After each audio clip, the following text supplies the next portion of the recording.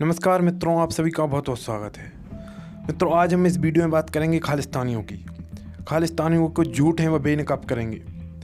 खालिस्तानी अक्सर ब्राह्मण और ब्राह्मणवाद को दोषी ठहराते रहते हैं अपने गुरुओं की मौत के लिए। वह कहते हैं कि गुरु अर्जुन देव और कई गुरु और उनके परिवार वाले से ब्राह्मण के कारण मारे गए क्योंकि ब्राह्मण थे, उन्होंने चुगली कर दी। उसमें एक प्रमुख ब्राह्मण का नाम लेते हैं जिसका नाम गंगू था। और हमेशा इसी जो ब्राह्मणों पर आरोप लगाते हैं, इसी आरोपों में भीमटे भी शामिल हो जाते हैं कि हाँ, उनको तो मौका मिल ही गया कि बस ब्राह्मणों की बुराई कोई कर रहा है तो उसके साथ अपन भी हो लो। तो चलिए मैं इस वीडियो के माध्यम से बताऊंगा कि सिख धर्म में ब्राह्मणों का कितना बड़ा योगदान है। जो सिख आर्मी थी पहले, जो खालसा, उसमें अधिक से अधिक ब्राह्मण युवक ही रहते थे। तो चलिए मित्रों, इन खालिस्तानियों को एक बार आईना दिखाने के लिए हम पहला इतिहास के पन्ने पलटते हैं और जानते हैं कि सिख धर्म में किन किन ब्राह्मण युवकों ने अपना योगदान दिया।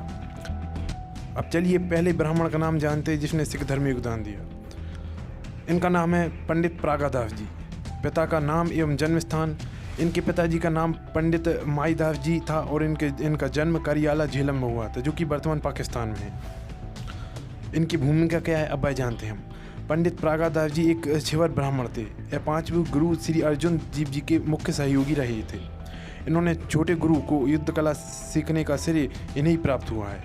1661 में अब्दुल खान के साथ हो रहे युद्ध में इनको वीरगति प्राप्त हुई थी। यह तो हो गए पहले ब्राह्मण। अब हम दूसरे ब्राह्मण की बात करते हैं। दूसरे ब्राह्मण हैं पंडित पेड़ा जी।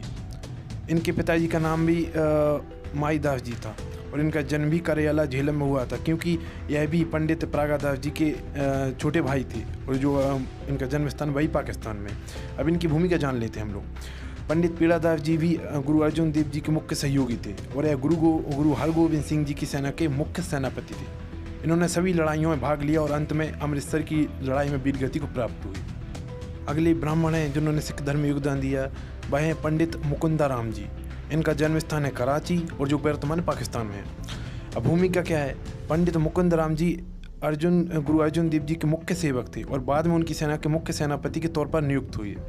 पंडित मुकुंदराम जी 4 वेदों के ज्ञाता एवं युद्ध कला में बहुत निपुण थे।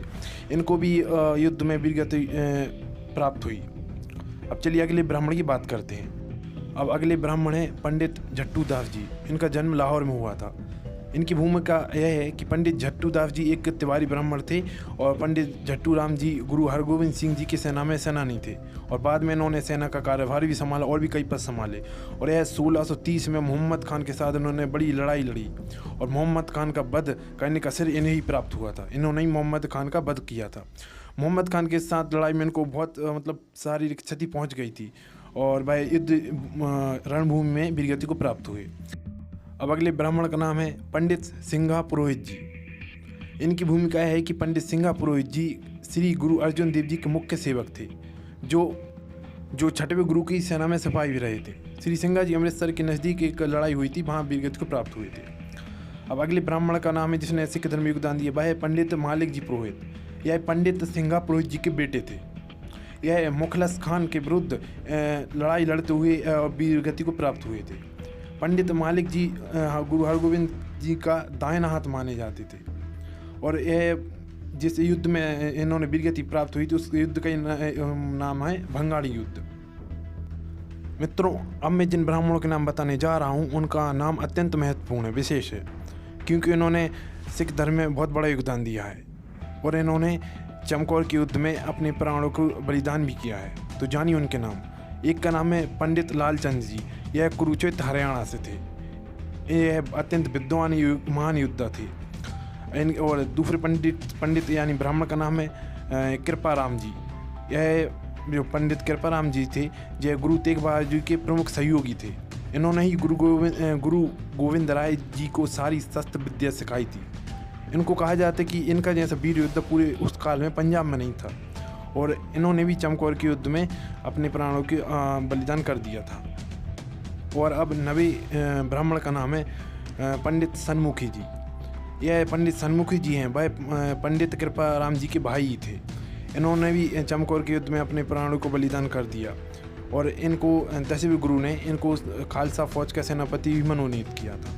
मित्रों लिस्ट बहुत लंबी चौड़ी है, ब्राह्मणों का नाम गिनाने में बैठूंगा कि किन ब्राह्मणों ने सिख धर्म में योगदान दिया तो यकीन मानिए खालिस्तानियों को मुंह बंद हो जाएगा, मुंह से चीख तक की आवाज़ नहीं निकलेगी। जो ब्राह्मणों के वेद बोलते रहते हैं, हाँ कुछ थे गद्दार जो ब्राह्मणों में थे तो इसके पूरे समाज को थोड़ी बदनाम कर लेंगे, पूरे सनातन धर्म से एक सिख धर्म को काटने का प्रयास किया जा रहा है, फूट डालने की कोशिश की जा रही है। चलिए मैं शॉर्टकट में उन सभी के नाम बता देता हूँ आपको। अब कुछ ब्राह्मणों के नाम और जान लीजिए। पंडित चोपड़ा राय जी, पंडित मथुरा जी।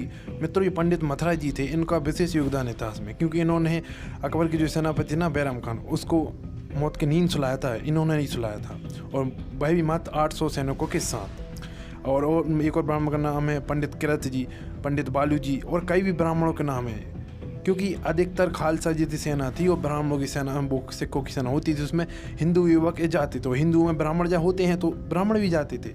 इसलिए जो खालिस्तानी ब्राह्मणों को बदनाम करते हैं, पूरे सनातन धर्म को बदनाम करते हैं ब्राह्मणों को, तो उनको यह करारा जवाब है।